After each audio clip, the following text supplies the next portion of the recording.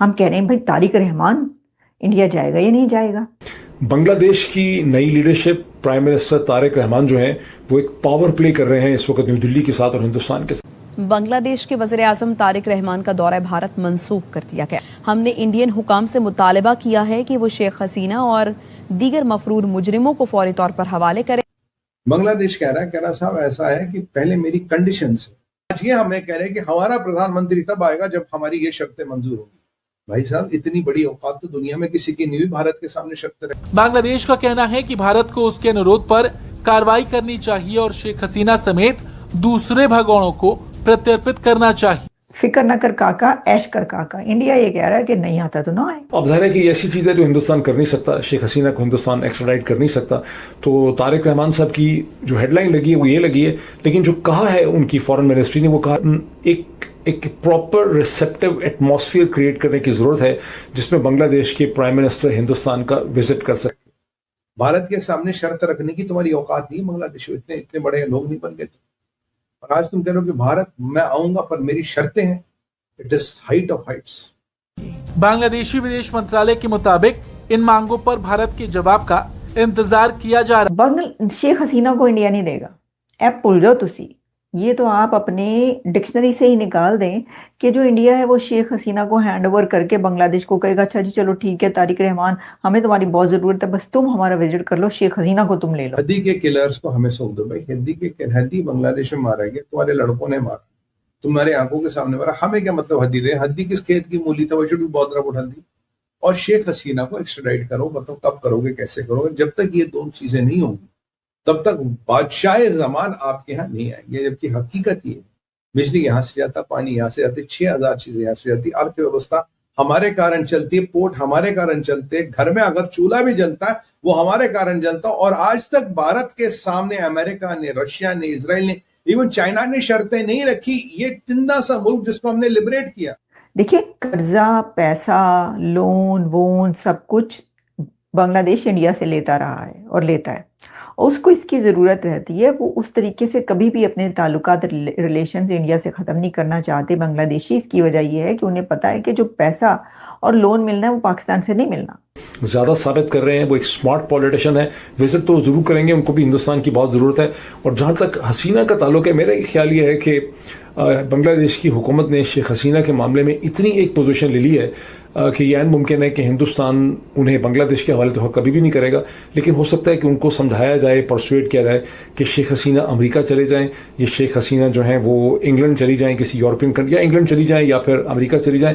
और उनके जो साहिबजादे हैं वो हमारे से बहुत करीब यहाँ वर्जीनिया में ही कहीं पर रह रहे हैं, वाशिंगटन DC के करीब। तो मेरा ख्याल है कि हो सकता है कि वो अमेरिका आ जाएँ और हिंदुस्तान की हुकूमत उनको चलता।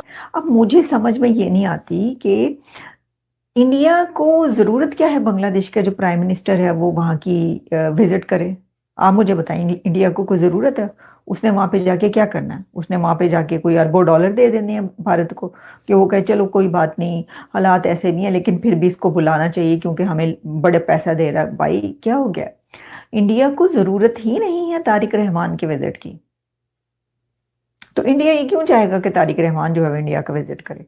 लेकिन आप देखिएगा, मुझे ऐसा लगता है कि कुछ अरसे में ये विजिट होगा। मेरे ये लगता है राज चीफ का जो इनको बताया गया था शायद इनके समझ नहीं आया। कुछ प्रैक्टिकल कार्रवाइयां करके दिखानी पड़ेगी तब शायद इनको समझ आए। और शिशुपाल बन रहे, शिशुपाल बनने का पूरा प्रयास कर। बेसिकली है क्या? बेसिकली ये भारत को नीचे दिखाना, भारत को दुनिया की नजरों में गिराना है। और ये क्यों हो रहा? ये ISI ने जो पौधे लगाए और ये जो मक्का प्रोजेक्ट है, मुझे लग रहा है इसका बांग्लादेश में बीज डल चुका है, क्योंकि रहमान का ये डिसीजन लेना, ये स्टैंड लेना बहुत गलत है। तो बांग्लादेश भेजो वापस। ये तो अभी बैठी है ना कुछ समय से। 17 साल यूके में रहा है आज का जो बांग्लादेश का प्रधानमंत्री है तारिक रहमान। तारिक रहमान 17 साल यूके में रहा। जैसे ये रह रही हैं पॉलिटिकल असाइलम लेके भारत में, ये पॉलिटिकल असाइलम लेके जो आज की तारीख में बांग्लादेश का प्रधानमंत्री है वो 17 साल यूके में रहा। तो अगर बात मुलाकात नहीं चलती तो लात का विकल्प हमेशा खुला रहता है। और कुछ लोगों को अपनी औकात और ताकत पे ज्यादा गलत फहमियां रहती है।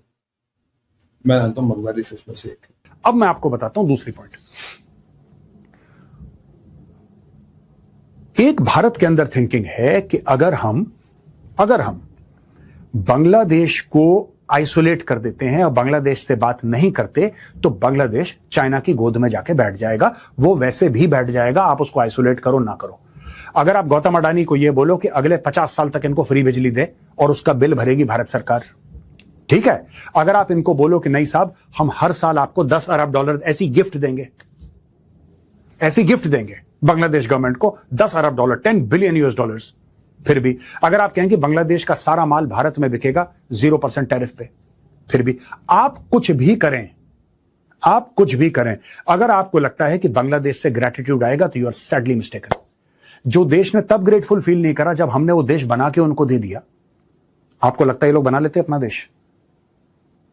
इंडिया ने, Indian armed forces created Bangladesh. जब वो उसके लिए ग्रेटफुल नहीं है तो आपको लगता है कि सस्ती बिजली के लिए ग्रेटफुल हो जाएंगे? अब सोचिए, सेंस है कोई इस बात में? अब दोस्तों मैं दूसरी बात आपसे करता हूं। आज की तारीख में ये कहते हैं कि शेख हसीना को वापस भेजो, तो वो तो जा ही रही है वापस। उसने खुद ही बोल दिया कि मैं दिसंबर को चली जाऊंगी। भाई we are sitting in the middle of August, इतनी क्या खुजली आ रही है 3 महीने के बाद? After 3.5 months she is in Bangladesh, she will face the law in Bangladesh. कहानी खत्म। इनको अभी चाहिए। बेसिकली क्या हुआ मैं आपको बताता हूं। ये जो बांग्लादेश में चल रहा है ना, ये टोपी ड्रामा चल रहा है बांग्लादेश में इस वक्त। इनको ऐसा लगा नहीं था कि शेख हसीना ये बोलेगी कि मैं वापस बांग्लादेश आऊंगी, तो इन्होंने पहले माहौल बनाया। ये माहौली बड़े लोग हैं, ये बहुत माहौल बनाते हैं। ये हम मार देंगे और उसको सजाए मौत दे देंगे और ये देखना और वो देखना, यानी कि एक ऐसा माहौल बनाओ कि सब लोग डर जाएं। ठीक है, तो एक डर का माहौल, एक खौफ का माहौल ऐसा बनाया गया बांग्लादेश में। इन्होंने ये कंफर्म करने की कोशिश करी, ये बिल्कुल इन्होंने श्योर करने की कोशिश करी कि शेख हसीना वापस आए।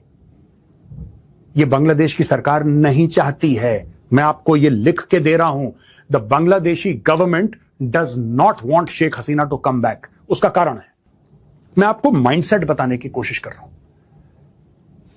आज की तारीख में बांग्लादेश गवर्नमेंट, जब तक शेख हसीना भारत में है तब तक बांग्लादेश गवर्नमेंट एक नैरेटिव चलाएगी कि देखो जो भी गड़बड़ हो रहा है बांग्लादेश में वो भारत करवा रहा है, जो भी बांग्लादेश में गड़बड़ हो रही है वो भारत करवा रहा है, भारत स्पॉन्सर करवा रहा है। ये हमारी बाढ़ आ गई वो भी भारत ने करवाई है, सूखा आ गया वो भी भारत में, अगर हमारे टेक्सटाइल नहीं बिक रहे तो वो भी भारत ने करा है, अगर हम चाइना को माल नहीं बेच पा रहे बांग्लादेशी वो भी भारत ने करा है। आपने एक बिग बैड वुल्फ आपने बना दिया नेबरहुड में कि जो भारत है यार वही है, वही असली, उसकी वजह से बांग्लादेश में दिक्कत हो रही है, भारत देखो इंटरफेयर कर रहा है, भारत भारत भारत। क्यों? और ये सारी की सारी चीजें कोट अनकोट शेख हसीना पता है वहां पे बैठती है। एक्चुअली बांग्लादेशी मीडिया में बात होती है शेख हसीना और वहां पे मोदी बैठा है और डोवाल बैठा है और अमित शाह बैठा है और ये सारे के सारे लोग बैठे हैं और साजिश कर रहे हैं बांग्लादेश। ये सब बातें चलती हैं बांग्लादेश में, और इसको फैलाने वाला सबसे बड़ा गुनहगार है कौन? जमात इस्लामी। उसका फुल टाइम प्रोपेगेंडा विंग है वो, उसको और कुछ काम ही नहीं है, यही सब ड्रामे करते हैं। नमस्कार दोस्तों, स्वागत है आपका भारत नाउ में। दोस्तों, बांग्लादेश के अंदर तारिक रहमान के पीएम बनने के बाद अब तक चाइना के 5 से 6 दौरे हो चुके हैं उसके, बट अभी तक भारत का एक भी दौरा उसने नहीं किया। और अब पिद्दी सा बांग्लादेश भारत के आगे शर्त रखता है कि जब तक शेख हसीना को वापस नहीं भेजा जाता और जो उस्मान हादी के कातिल है उनको हवाले नहीं किया जाता, तब तक तारिक रहमान जो है वो भारत का दौरा नहीं करेंगे। जबकि बांग्लादेश ऐसा कंट्री है जो कि भारत की हर चीज के ऊपर निर्भर है, चाहे वो इलेक्ट्रिसिटी हो, सामान हो, बहुत सारी ऐसी चीजें हैं जो कि वो भारत से मुहैया करता है। अपनी औकात भूलकर बांग्लादेश जो है वो भारत के आगे शर्त रखता है कि ये 2 चीजें जब तक फुलफिल नहीं होगी तब तक तारिक रहमान जो है वो ब्रिक्स के अंदर या उससे पहले भारत का दौरा नहीं करेंगे। ये इस तरह की कुछ इंटेंशन दिखाई जा रही है कि जैसे भारतीय लोग तारिक रहमान के ना आने पर मरे जा रहे हैं। लोग यहाँ पर 140 करोड़ लोग बेचैन है कि कब तारिक रहमान जो है वो भारत का दौरा करेंगे। मतलब बांग्लादेशी ऐसे खामो ख्यालों में जी रहे हैं कि उनके बिना इस पूरे रीजन के अंदर कुछ काम हो ही नहीं सकता। और दूसरी तरफ पाकिस्तान के अंदर भी इस चीज को लेकर चर्चा हो रही है कि तारिक रहमान ने भारत कतई भी नहीं जाना चाहिए।